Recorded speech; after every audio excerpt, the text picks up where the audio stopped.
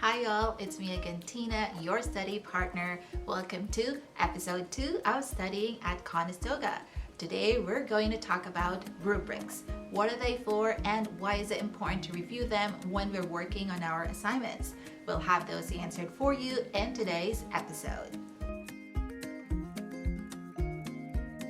At Conestoga, when you receive an assignment from your professor, the instruction guide to your assignment will usually come with a rubric. So, what is a rubric? Let's ask Jess, a professor at the college. Well, for a student, a marking rubric is actually a real gem. It's like a real piece of gold that can really support your performance, and all students should take advantage of them every time you're preparing an assignment for submission.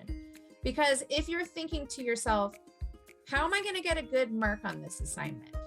Well, the answer is make sure that you include every element on the marking rubric. Thanks, Jess. So think of a rubric as your checklist that will tell you if you've covered everything that you need to do for your assignment. So it'll be good to read it first before you start working. Once you've completed your assignment, it'll be good to review it again.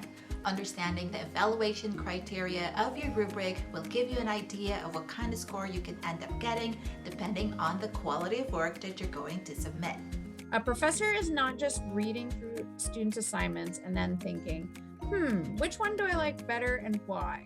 See, actually, the professor is looking at your assignment and then looking back at the marking rubric and then looking back at your assignment submission again, checking to see if you included all of the elements that were supposed to be there as per the assignment instructions, and that's exactly what the marking rubric lays out. So if you looked at every section of the rubric and you had satisfied all requirements in every single one of them, you would get a perfect mark. So the answer to who gets a higher mark than who else is who satisfied the most elements of the marking rubric. Let's look at this example. This is the rubric for this written report. As you can see, there are 3 main requirements of this assignment. One is all about the content. The second is about the connections made to research.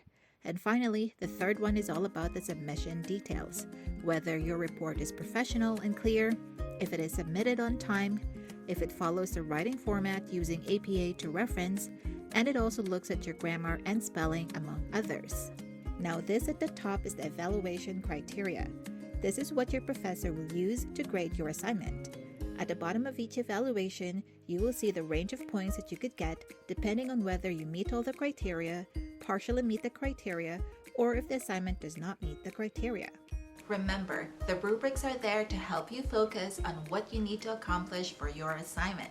So take advantage of this learning tool to understand your assignment better, and it'll also help you get good marks for your work.